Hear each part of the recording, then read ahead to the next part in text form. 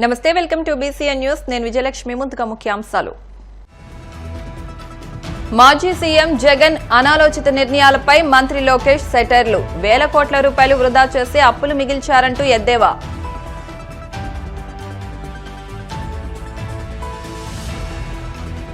బంగాళాఖాతంలో ఉపరితల ఆవర్తనం. ఏపీలోని దక్షిణ కోస్తా, రాయలసీమ జిల్లాల్లో వర్షాలు కురిసే అవకాశం ఉందని వాతావరణ శాఖ అంచనా.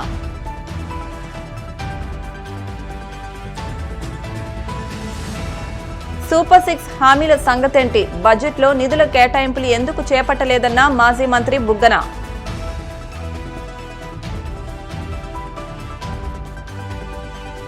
ఇచ్చిన హామీలు అమలు చేయకుంటే 14వ తేదీ నుంచి ఆందోళనలు చేస్తాం. కూటమి ప్రభుత్వాన్ని హెచ్చరించిన ఏలూరు జిల్లా సిపిఎం నాయకులు.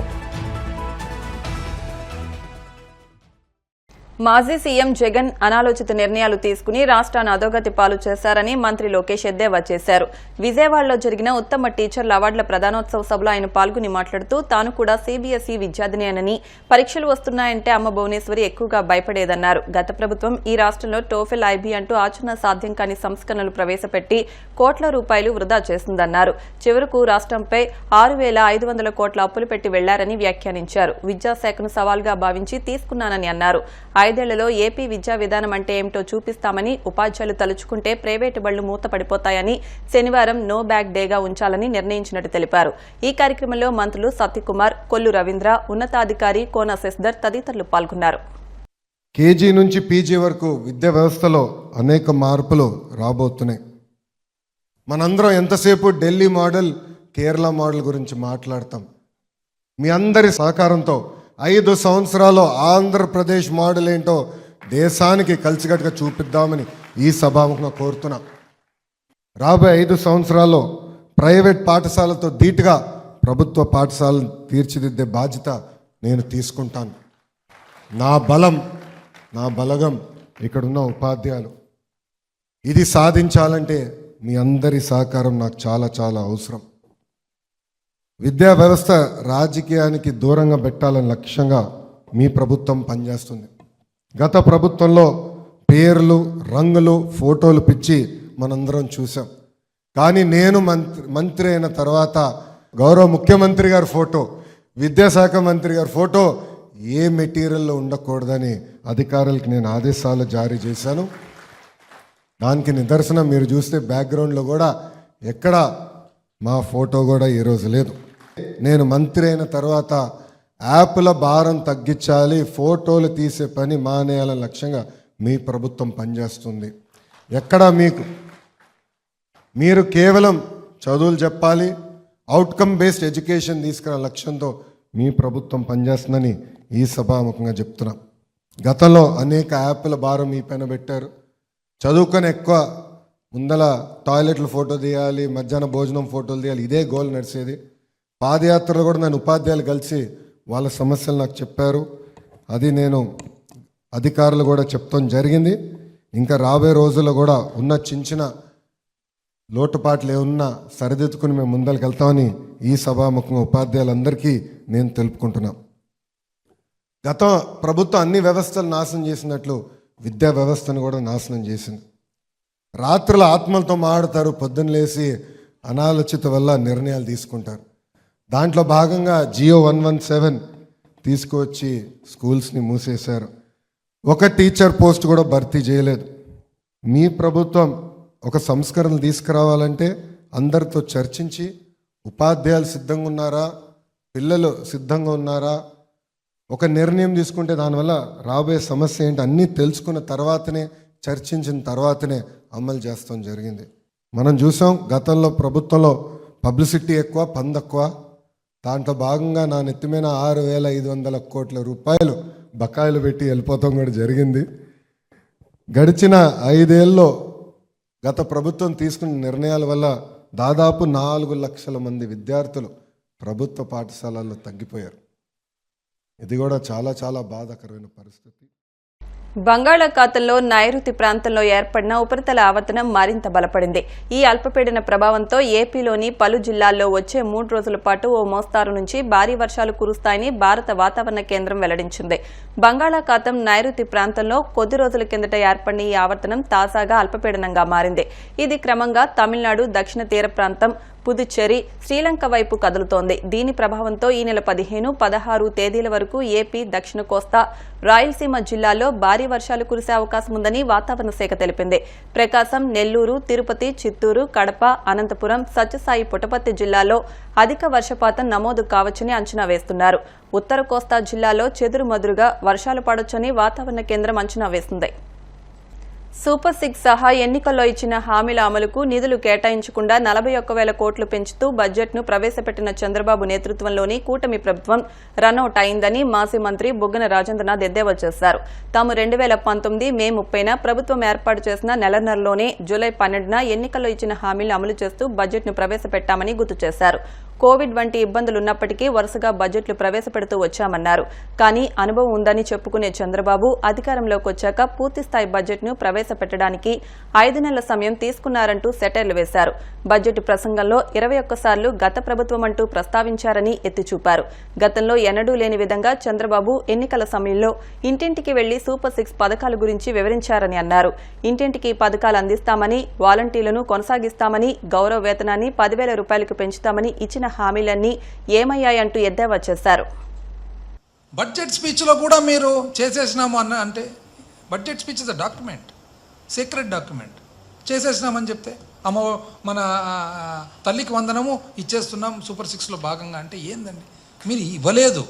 ఇచ్చినారని ఆంధ్ర రాష్ట్రంలో ఎవరన్నా కానీ తల్లికి వందనం ఈ రోజుకి ₹1 వచ్చిన వాళ్ళు ఎవరైనా ఉన్నారా రాష్ట్రంలో? పోనీ ఇవ్వబోతున్నారనే దానికి కూడా లేదు, ఎందుకంటే దాంట్లో కేటాయింపు లేదు. ఎట్లండి? అంటే మీరు ఎంతమంది వస్తే అంత 15 అని కదా, మీరు ఒక 15 కూడా కేటాయించలే. దాంట్లో సింగిల్ 15 కూడా, సింగిల్ 15కు కేటాయించలే. మీరు దీపం అనేసి సింగిల్ సిలిండర్కు పెడతారు. మాది ఉందండి బడ్జెట్ స్పీచ్, మాది కూడా చూడండి. ఇప్పుడు మేము ఇది 2019-20 మేము ప్రజెంట్ చేసిన బడ్జెట్ స్పీచ్లో ఎక్కడన్నా నెగిటివ్గా స్టార్ట్ చేసినామండి?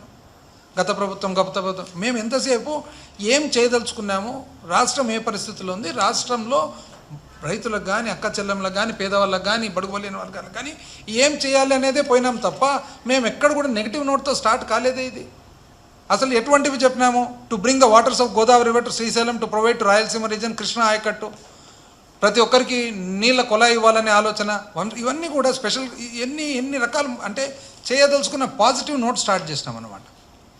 ఇంకా ఎట్లుంది బడ్జెట్ అని నన్ను అడిగితే మాత్రం ఒకటి చెప్పగలుగుతా అందరికీ. విజయవాడ బస్ స్టాండ్ పెద్ద బస్ స్టాండ్ కదా, రాష్ట్రంలో అతిపెద్ద బస్ స్టాండ్. ఎవరు పోయి అక్కడ అడిగిన ప్లాట్ఫామ్లో నిలబడుకుంటే చెప్తారు ఎట్లుంది బడ్జెట్ అనేది. ఒక నాయకుడు అనే లక్షణాలు. జగన్మోహన్ రెడ్డి గారు ఏమన్నారు? నేను చెప్పినది ఖచ్చితంగా చేయాలి, నేను చేయలేనిది మాత్రము ఎట్టి పరిస్థితుల్లో చెప్పను అన్నారు. అది ఒక నాయకుని లక్షణం. దయచేసి ఈ బడ్జెట్ ఏందో, అసలు ప్రజలు ఎట్లా నమ్ముతున్నారో, ప్రజలు ఏం ఆలోచన చేసినారో, 2024 ఎలక్షన్ ఏమైందో, ఇదొక అసలు ఆగమగోచరంగా ఉంది. అసలు అర్థం కాని పరిస్థితి అనమాట. ఒక్కటి లేదు సూపర్ 6లో, ఒక పావుదీపం తప్ప. ఇది పరిస్థితి. ప్రజలందరూ కూడా గమనించాలి. ఇంతకుముందు రోసయ్య గారిది, ఇంతకుముందు రాజశేఖర రెడ్డి గారిది ప్రతి 5 ఏళ్లకు ఒకసారి జరుగుతుంది కదా, గమనించాలని చెప్పి సవినయంగా కోరుతా ఉన్నాం.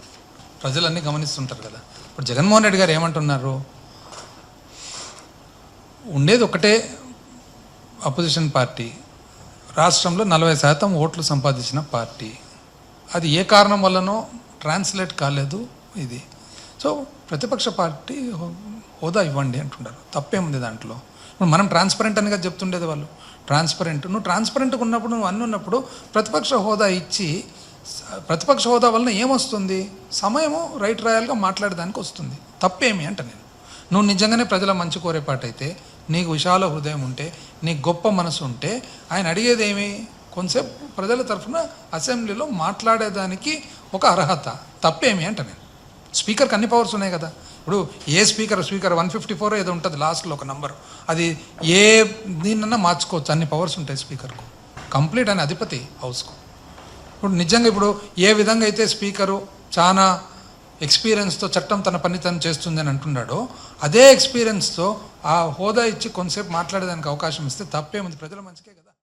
కూటమి ప్రభుత్వానికి అసెంబ్లీలో వైసీపీని ఎదుర్కొనే సత్తా లేదని, అందుకే ప్రతిపక్ష హోదా ఇవ్వడానికి భయపడుతోందని ఆ పార్టీ ఎమ్మెల్యేలు తాటిపర్తి చంద్రశేఖర్, ఎం విశ్వేశ్వరరాజు, బూసినే విరూపాక్ష, రేగ మత్స్యలింగం అన్నారు. తాడేపల్లిలోని వైసీపీ కేంద్ర కార్యాలయంలో ఎమ్మెల్యేలు మీడియాతో మాట్లాడుతూ 5 నెలల పాలనలో కూటమి ప్రభుత్వం చేసిన అవినీతి, అరాచకాలు, హత్యలు, దోపిడీలు, మోసాలతో పాటు వరుసగా జరుగుతున్న అత్యాచారాలపై తాము అసెంబ్లీలో ప్రశ్నిస్తే సమాధానం చెప్పుకోలేమనే భయంతో ప్రతిపక్ష హోదా ఇవ్వడానికి భయపడుతోందని ఎద్దేవా చేశారు. ఇదే విషయమై హైకోర్టును ఆశ్రయించగా తమ పిటిషన్ను కనీసం కౌంటర్ కూడా దాఖలు చేయలేదని ఆక్షేపించారు. అసెంబ్లీ బడ్జెట్ సమావేశాలు జరుగుతున్నప్పుడు విపక్షాన్ని పిలవాలని, కానీ ఎలాంటి సమాచారం లేదని మండిపడ్డారు. సరైనటువంటి సమయం వస్తుంది.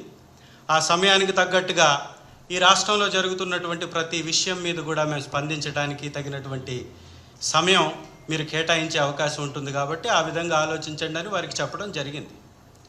ఆ తర్వాత కోర్టుకు కూడా వెళ్ళాం. కోర్టు సమన్స్ కూడా ఇష్యూ చేసింది. కోర్టుకి కనీసం వారు రిప్లై కూడా ఇవ్వలేదు. దాని మీద ఎలాంటి నిర్ణయం కూడా ప్రకటించకుండా ఈరోజు మళ్ళీ 2వ సమావేశాన్ని వాళ్ళు ఏర్పాటు చేశారు.